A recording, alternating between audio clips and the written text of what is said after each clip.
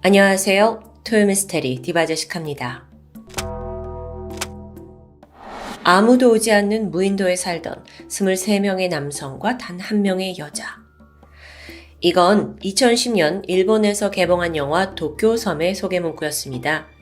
딱 얼핏 듣기만 해도 굉장히 자극적인 소재라는 생각이 들죠.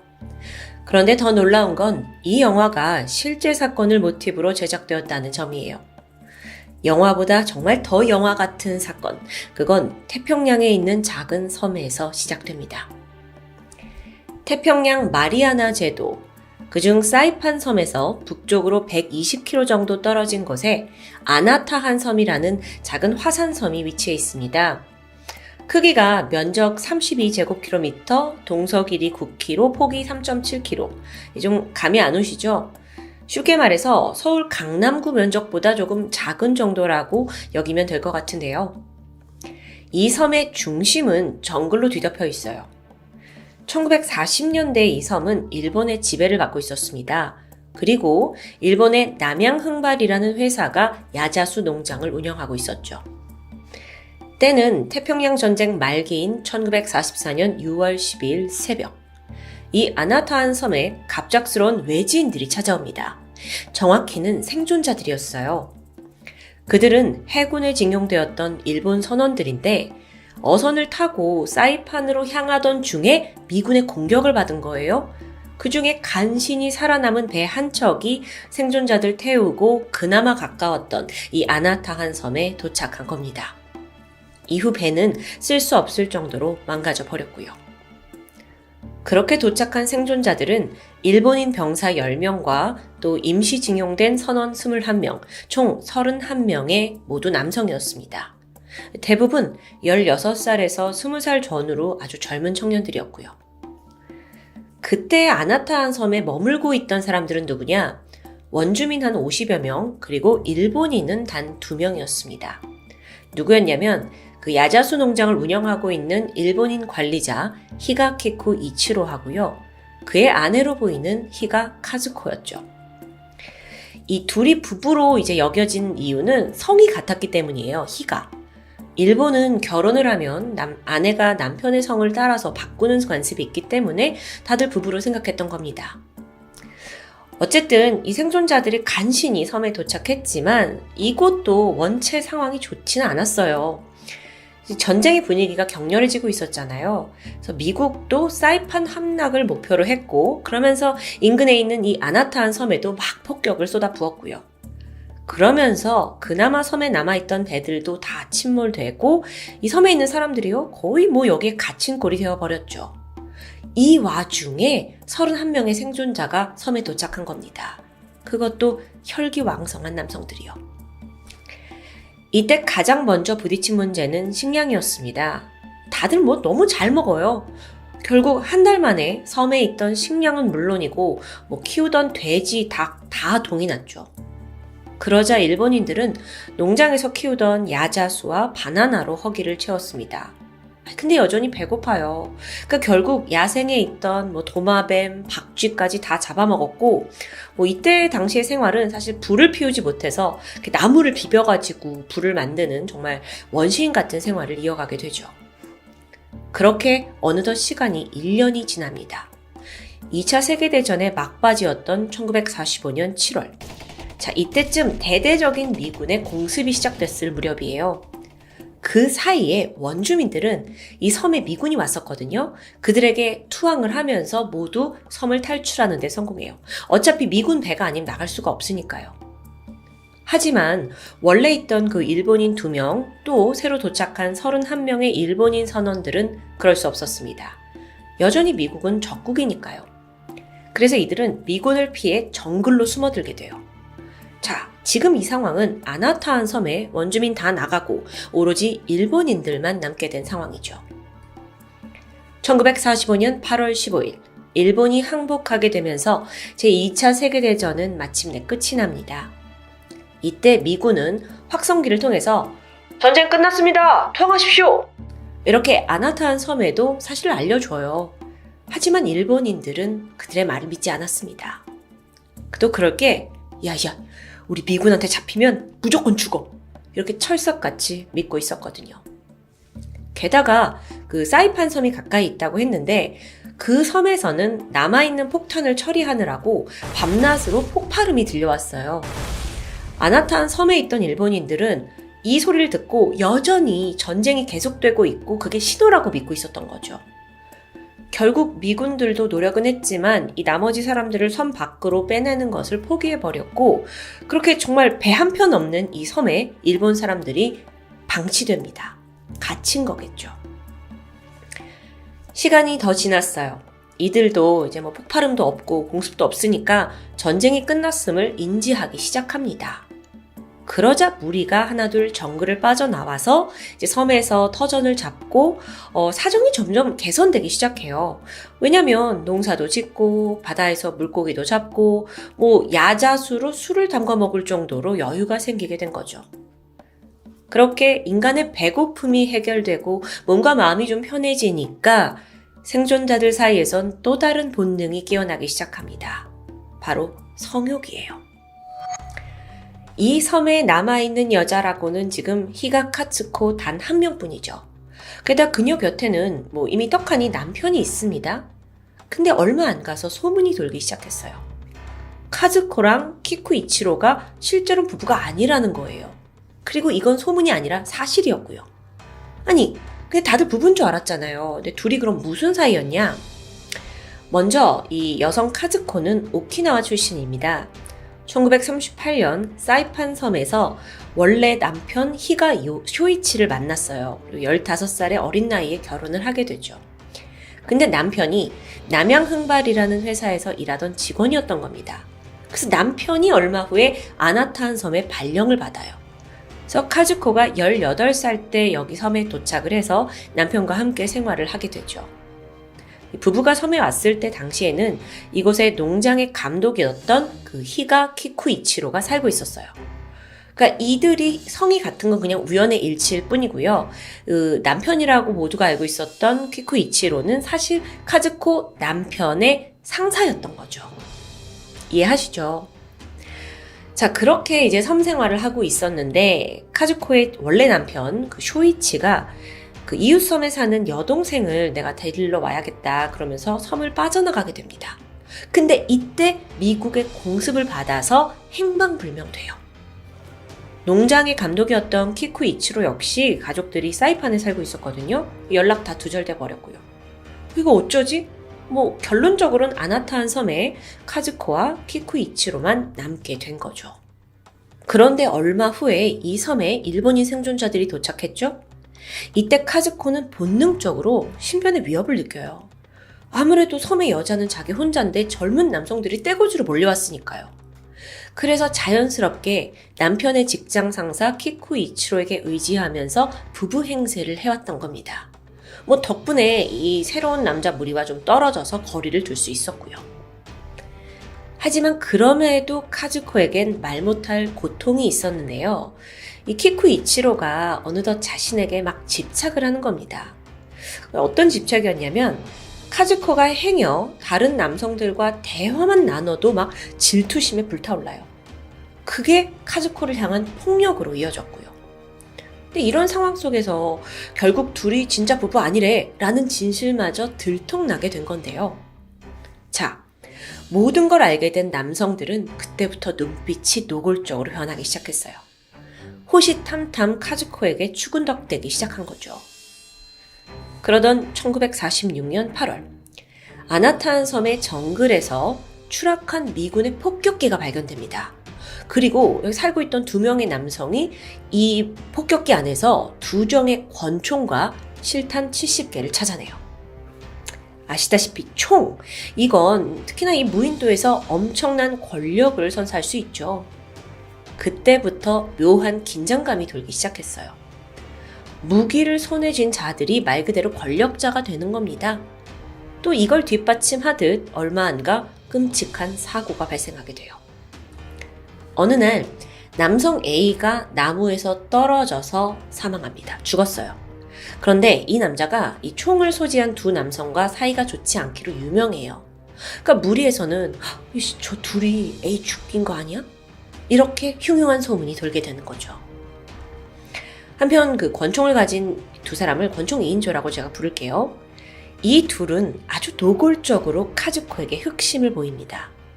그리고 이맘때쯤 카즈코의 남편 행세를 하던 키쿠 이치로 역시 지금 보니까 힘이 기울었잖아요. 그래서 2인조한테 굴복하게 돼요. 그리고 마치 이때 카즈코를 물건처럼 그럼 2인조 니네와 내가 그녀를 공유하자라고 합의해버립니다. 안 그러면 자신이 죽을지도 모른다는 공포 때문이었죠. 그렇게 카즈코는요, 자신의 의지와는 전혀 상관없이 갑자기 3명의 남자와 함께 살게 된 겁니다. 자, 그런데 사건은 계속돼요. 얼마 가지 않아 1947년 가을, 권총 2인조 중에 한 명이 총에 맞아 사망합니다. 이게 정확히 무슨 일이 벌어졌는지는 알 수가 없어요. 근데 예측건데 모종의 이유로 이 두 권력자의 사이가 좀 틀어진 것 같죠? 근데 이 사건이 벌어지고 나서 농장 감독이던 키쿠 이치로가 겁을 먹었어요. 다음 내가 죽는 거 아니야? 그래서 이때 그는 아예 카즈코, 이 여성을 권총 1인자에게 양보하고 집을 떠나버립니다. 와, 앞으로의 전개 더욱더 흥미진진합니다. 얼마 후에 권총을 가진 그 1인조, 얘가 바다 낚시를 하던 중에 실족사해요. 수영을 되게 잘하는 사람이었는데 뜻밖의 죽음이었죠? 그럼 이제 권력이 이동을 한다는 거잖아요. 일단 이때 카즈코는 다시 원래 함께 살고 있던 키쿠 이치로에게 돌아갔어요. 혼자 살 수는 없잖아요. 지금 뭔가 보호를 받아야 되니까. 그리고 이 시점에서 섬에 생존한 남성은 27명, 여성은 카즈코 1명입니다. 권총은 또 다른 남성의 손에 넘어갔어요. 그리고 거기에 키쿠 이치로가 사망하고 말죠.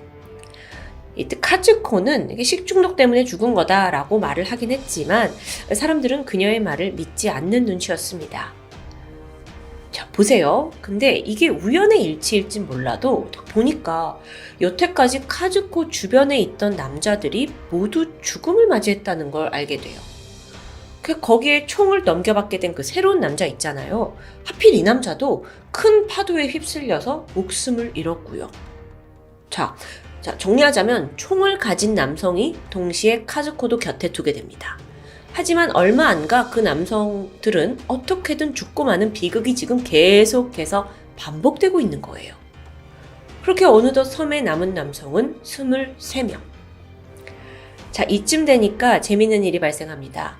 남자들끼리 뭉치기 시작해요.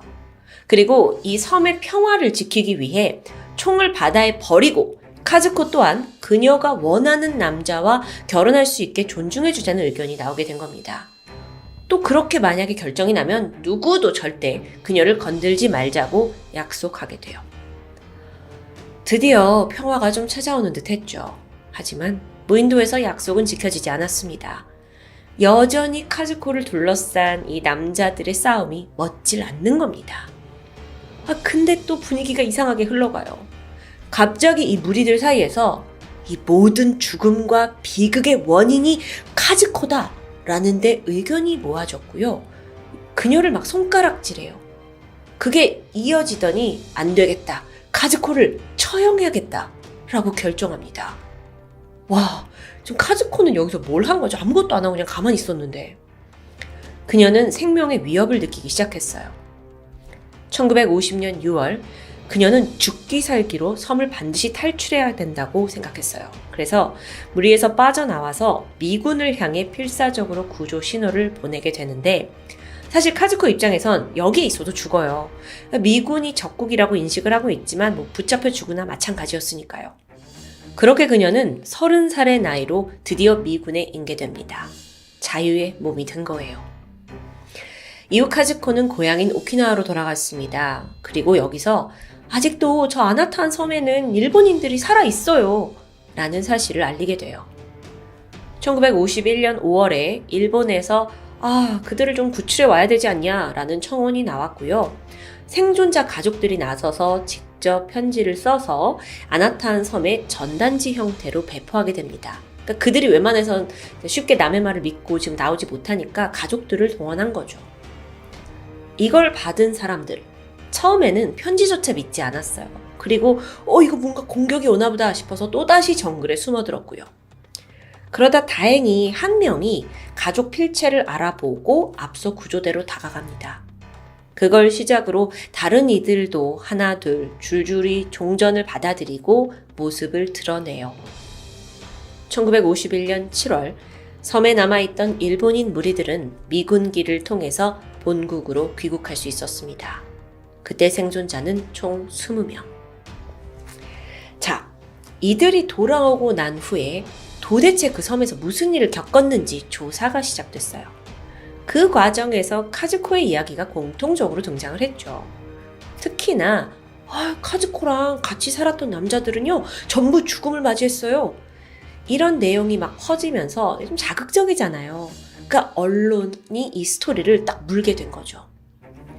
언론사들은 앞다투어서 섬의 여왕 카즈코 이런 타이틀로 스토리를 보도합니다.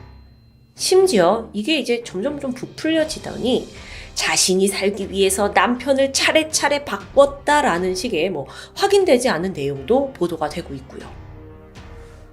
하지만요, 여러분도 지금 들으셨겠지만 실질적으로 카즈코가 자기가 나서서 남편을 선택한 적은 한 번도 없어요. 오히려 남성들의 경쟁과 욕망에 따라 이용당했을 뿐이죠. 제 생각에 이 카즈코 옆에 있던 남성들이 다 죽음을 맞이한 건 그들이 권력자였잖아요. 그러니까 그들의 자리를 노리는 또 다른 많은 위협에 워낙 노출되어 있던 거 아닐까요? 더구나 그녀는 분명 살해 위협을 받던 피해자이기도 하고요. 근데 이게 당시 일본 사회에서는 좀 여성의 성적인 부분에만 초점을 맞추면서 보도가 됩니다. 그래서 카즈코가 어느새 희대의 악녀, 요부 이런 이미지로 자리매김하게 된 거예요. 카즈코는 겨우 섬에서 빠져나왔는데 본국에 돌아와서도 손가락질과 조롱을 피할 수 없었고요. 아이러니하게도 이 실화를 바탕으로 영화와 소설이 만들어지면서 상황은 변하게 됩니다. 갑자기 카즈코의 인기가 급상승하기 시작했어요. 한때 그녀의 브로마이드는 거의 연예인을 능가할 정도였다고 하는데요. 근데 그것도 잠깐이죠.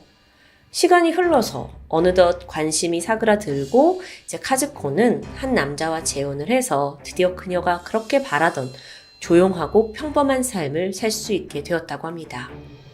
하지만 안타깝게도 1974년 그녀는 뇌종양을 앓았고 49살의 젊은 나이로 세상을 떠나게 됩니다. 무인도에서 남녀가 불균형한 성비에 또 원초적인 욕망이 만나면 인간이 어떻게 되는지 너무도 적나라하게 보여준 아나타한 섬 사건. 이게 영화보다 정말 더 영화 같죠. 저는 이게 실화라는 게 너무 놀랐어요. 사실 사건을 접했을 때도 이게 뭔가 여왕이 무인도에서 군림하는 건가 라고 자극적인 걸로 저도 받아들였지만 그 실상을 알고 나면 정말 카즈코는 완벽한 피해자였다는 게 이해됩니다. 더 나아가서 오늘 스토리를 통해 카즈코뿐만 아니라 그 섬에 살던 원주민 그리고 생존자들 모두 원치 않는 전쟁의 희생자라는 사실도 새삼 느껴집니다. 그렇기 때문에 또 다른 비극이 전쟁을 통해 나와서는 안 되겠죠. 지금까지 토요미스테리 디바제시카였습니다. 안녕하세요. 토요미스테리 디바제시카입니다. 기네스북에는 지구상의 최고를 찍은 각종 기상천외한 기록이 존재합니다. 전 세계에서 키가 제일 큰 사람, 몸무게가 제일 많이 나가는 사람, 이런 정도는 기본이죠. 특이한 기록으로는 손을 사용하지 않고 입에 빨대를 가장 많이 넣은 사람, 또 얼굴에 숟가락을 가장 많이 붙이는 사람, 물속에서 가장 오래 키스한 커플까지 정말 각종 신기한 기록을 세운 사람들을 볼 수 있습니다. 이 기네스북은 기록을 갱신하면서 매년 발간이 되고 있는 책인데 맨 처음 이게 어떻게 생겨났는지 그 일화도 꽤나 흥미롭습니다. 1955년 영국의 맥주 회사 기네스 아시죠? 그 기네스의 CEO가 사냥을 나갔다가 새가 너무 빨라서 허탕을 치게 됩니다. 그러자 그는 내가 놓친 저 검은 사슴 물대새가 유럽에서 가장 빠른 새일 거다라며 언쟁을 시작하는데요. 근데 아무리 자료를 찾아도 세상에서 가장 빠른 새에 대한 기록이 없다라는 걸 알게 되죠. 여기에서 착안해서 기네스 회사는 세상의 가장 특이한 기록을 다 모아서 책으로 만들게 된 겁니다. 처음에는 이게 좀 심심풀이용인가 싶었지만 수십 년간 기록이 모이고 또 갱신이 되다 보니 지금은 전 세계적으로 공인 기록으로 인정받고 있습니다. 그런데 오늘 소개할 스토리가 이 기네스북에 아주 독특한 주제로 등재되어 있습니다. 태평양, 아니 지구 역사상 가장 미스테리한 전투. 때는 1945년 1월, 연합군과 일본의 전쟁이 한창이던 2차 대전 막바지였습니다. 당시 미얀마 남부 지역은 일본군이 장악을 하고 있었어요. 이 미얀마라는 국가가 북으로는 중국, 서쪽으로는 인도와 가깝기 때문에 지리적으로 아주 중요한 곳에 있습니다. 영국을 주축으로 했던 연합군은 전략적으로 봤을 때 미얀마 서부에 있는 람니섬이라는 곳을 차지해야 한다라고 판단하게 되죠. 람니섬은 미얀마 본토에서 멀지 않은 곳인데 대부분 숲과 늪지대로 덮여 있었습니다. 영국군은 여기에다가 공군 비행장을 건설해서 이걸 기점으로 미얀마 본토는 물론이고 나아가 인도까지 진출하려는 목적이었죠. 어쨌든 1월 21일 영국군이 람니섬 해안에 상륙합니다. 즉각 전투가 벌어졌고 거기에 있던 일본군들이 거세게 저항했지만 결국 5일 후인 1월 26일 일본군은 섬을 포기할 수밖에 없고 항복하게 됩니다. 당시에 미얀마 본토에 일본군의 사단장이 있었어요. 미야자키 시게사부로. 그는 상황을 파악했고 람니섬에 있는 그 자국 군대에 철수를 명령했습니다. 그리고 이 후퇴를 지원할 수송선을 보내게 돼요. 군인들을 데려와야 하니까요. 그런데 이마저도 미리 주둔해 있던 영국 해군에 의해 격퇴당하고 말았죠. 그렇게 람니섬에 꼼짝없이 묶여버린 일본군이 약 1200여 명. 버티다 못한 이들은 2월 18일 선박을 포기한 채 걸어서 이동하기로 합니다. 근데 큰 문제가 있었죠. 걸어서 간다면 그 와중에 약 16km 정도 되는 맹그로브 늪지대를 지나야 한다는 겁니다. 아니 근데 사실 이곳으로 도망치지 않는다면 영국군의 포로가 될 게 뻔했기 때문에 이들은 위험을 무릅쓰고 늪지대로 들어갈 수밖에 없었죠. 한편 뒤쫓아오던 영국군이 여기를 늪지대를 포위했고요. 수차례 항복하기를 권유했습니다. 하지만 일본군은 차라리 자살을 하겠다면서 전진을 계속하게 되죠. 실제로 당시 일본군의 사기는 이미 많이 떨어져 있었다고 합니다. 패배가 확실했고 이 맹그로브 늪지대에서 살아갈 수 있을지도 미지수였기 때문인데요. 다들 체력도 없고 그렇게 이동 속도도 점점 느려집니다. 먹을 것도 없는 상황에서 열병의 독충까지 점점 최악의 상황으로 치닫고 있었죠. 불빛 하나 없는 캄캄한 밤이 되면요. 사실 전진이 힘듭니다. 근데 그럼에도 불구하고 일본군은 일단 이 숲을 빨리 빠져나가야 한다는 생각 때문에 필사적으로 퇴각을 진행하는데요. 고요한 늪지대입니다. 병사들이 움직이는 발자국 소리만 들리던 바로 그때 갑자기 앞서가던 한 군인이 외마디 비명을 지릅니다. 누군가 싶었는데 그 군인이 눈 깜짝할 사이에 시야에서 사라져버리죠. 순간 군인들은 연합군의 기습 공격이구나 라고 생각했고 공격 태세를 취하게 됩니다. 그런데 잠시 후에 또 다른 군인이 짧은 괴성을 지르더니 이내 눈앞에서 사라져버렸습니다. 허라, 밤이라서 상황을 파악할 순 없고 이 공포스러운 상황에 군인들이 냅다 총을 쏘기 시작했는데요. 대상이 누군지는 모르죠. 그리고 잠시 후 누군가의 옆에 있던 또 다른 동료가 시야에서 사라지고 말았습니다. 그제서야 군인들은 이게 사람이 아닌 정체를 알 수 없는 누군가, 무엇인가의 공격인 걸 알게 되는데요. 근데 이건 차마 인간이라고 할 수 없는 괴력과 속도였습니다. 그렇게 어둠만 가득한 늪지대에서 일본군은 지금 두려워하고 있는 상대가 누군지도 모른 채 한 명씩 목숨을 잃었고요. 순식간에 이 늪지대가 총소리로 가득 차게 되죠. 이때 당황한 사람들이 더 있습니다. 바로 이 늪지대 뒤쪽에서 추격을 해오던 영국군인데 총소리가 막 나고 갑자기 무슨 일이 난 건지 당황해했죠. 이날 밤 일본군을 공격한 건 영국군이 분명 아니었습니다. 오히려 막 비명의 총소리가 나니까 영국군도 추격을 멈추게 돼요. 그리고 날이 밝을 때까지 상황을 좀 지켜보기로 결정하죠. 그렇게 늪지대의 밤이 끝나고 아침이 밝아오면서 영국군이 조심스럽게 문제의 장소에 접근하게 되는데요. 눈앞에 펼쳐진 모습이 그야말로 충격 그 자체였습니다. 일본군들의 사체가 다 조각조각 나 있고 또 피냄새를 맡고 이 사체를 먹기 위해서 모인 새떼가 가득 차 있었습니다. 갈기갈기 찢긴 그 사체 중에는 부대를 이끌고 있던 일본군 대대장도 포함되어 있었죠. 이날 늪지대를 통과하려고 했던 약 1000여 명의 병력 중에 생존자는 겨우 20명에 불과했습니다. 아니 도대체 지난밤 어떤 일이 있었던 거냐고요. 사실 그날 밤의 일은 아주 오랫동안 침묵으로 이어져 왔습니다. 일본군의 치욕일 수도 있고 또 세상에 말을 해도 쉽게 믿어줄 것 같지 않았기 때문입니다. 그리고 그로부터 17년이 지난 1962년 람리섬 전투에 참여했던 영국 해군 출신의 과학자 브루스 라이트가 자서전을 출간합니다. 제목이 가깝고도 먼 야생 스케치였는데 그 안에 그날 밤의 전투가 묘사되어 있죠. 그는 그날 일본군을 처절하게 공격한 그것의 정체를 밝혔습니다. 바로 맹그로브 늪에 살던 바다 악어. 그러니까 바다 악어가 일본군을 공격하고 잡아먹었다라는 주장인데요. 사실 맹그로브 늪은 바다 악어의 서식지로 유명합니다. 바다 악어에 대해서 살짝 알아보자면 영어 이름은 saltwater crocodile입니다. 짠물 악어란 뜻인데 그렇다고 바다 거북이나 바다뱀처럼 바다를 온전한 터전으로 삼으면서 살아가는 동물은 아니에요.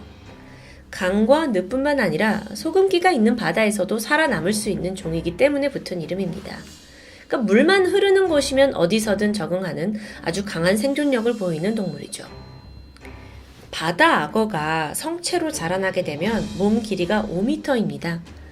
유독 몸체가 큰 놈들은 무게가 1000kg에서 2톤까지 나가는 아주 거대한 개체가 된다고 하는데요. 악어 중에서도 성격이 흉폭하기로 악명 높죠.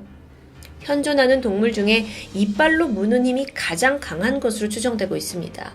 그래서 상어조차 거뜬하게 한입기닉거리로 해치우기도 한다는데요. 보통 악어는요, 자신보다 덩치가 큰 먹잇감을 먹을 때는 턱 힘을 이용해서 먹이를 이렇게 탁 물고 몸을 뱅그르르 돌려가지고 찢어 발기는 방법을 사용합니다. 그런데 바다 악어는 이미 몸뚱아리가 집채만 하기 때문에 굳이 그렇게 하지 않아도 그저 보이는 대로 입속에 넣어서 부셔가지고 조각으로 삼킨다고 합니다. 그러니까 아주 강력하죠. 이게 다가 아니라 몸통이 거대한데도 불구하고 헤엄을 치면 최고 속도가 시속 29km, 민첩합니다. 그렇다 보니까 먹잇감을 보면 아주 빠르게 다가가서 포획할 수 있죠. 이런 대단한 스펙을 가진 악어다 보니 설상 사람이 한번 잡히면 빠져나오는 것은 사실상 불가능하다고 합니다. 게다가 악어들이 야행성이라서 어두운 밤에도 먹이를 잘 사냥하는 편이고요. 사실 이들의 위험성이 워낙 악명 높다 보니까 미얀마 정부 또한 현재까지도 맹그로브 늪 출입을 철저히 통제하고 있습니다. 사람이 언제 죽을지 모르니까요.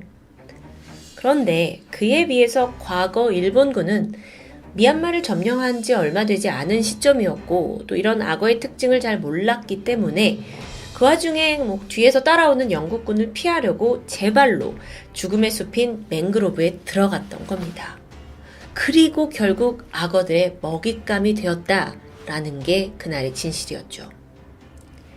이걸 세상에 알린 저자 라이트, 그는 이렇게 그날 밤을 묘사합니다.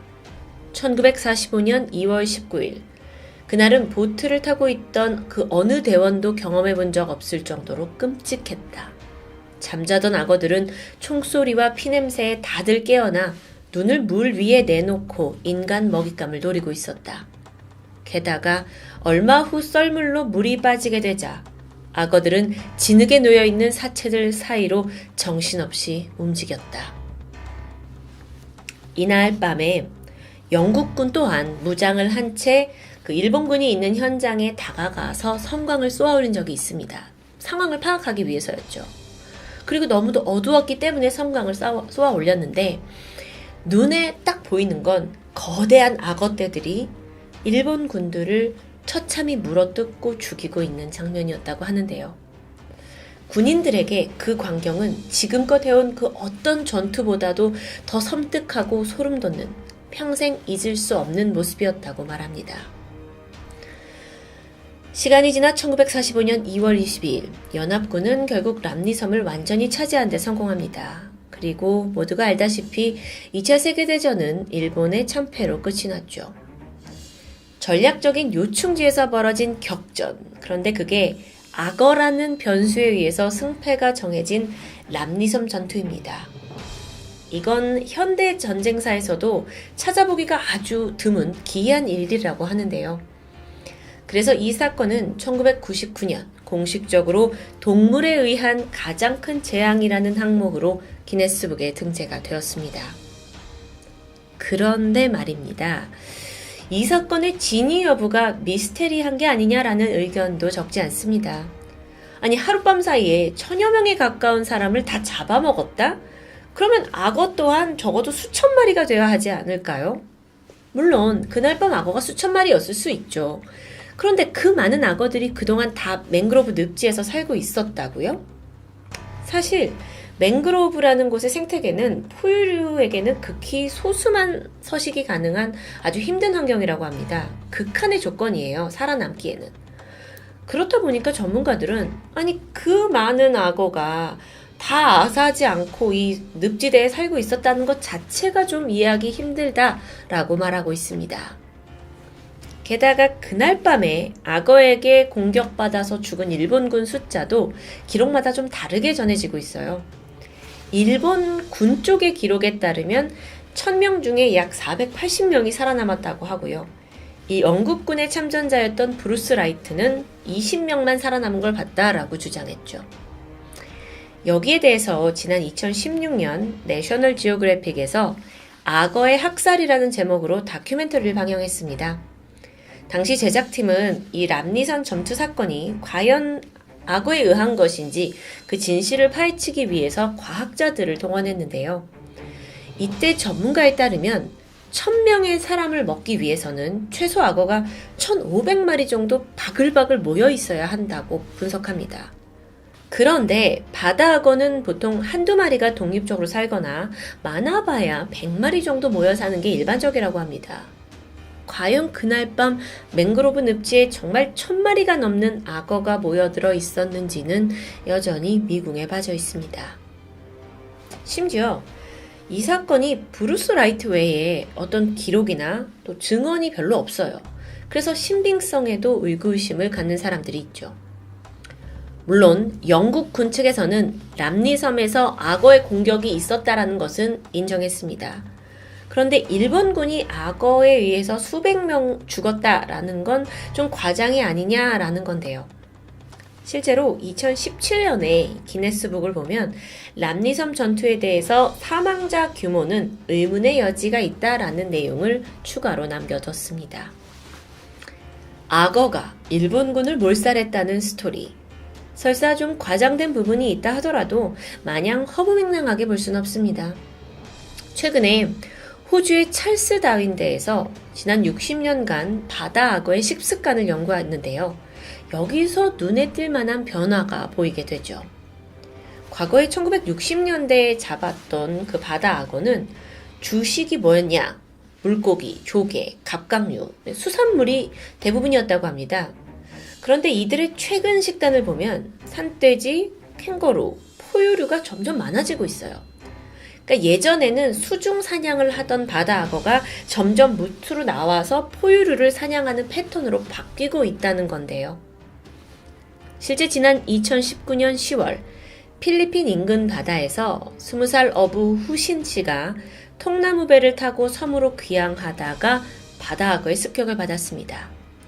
길이 4.9m의 악어가요. 배를 그냥 두동강 냈고요.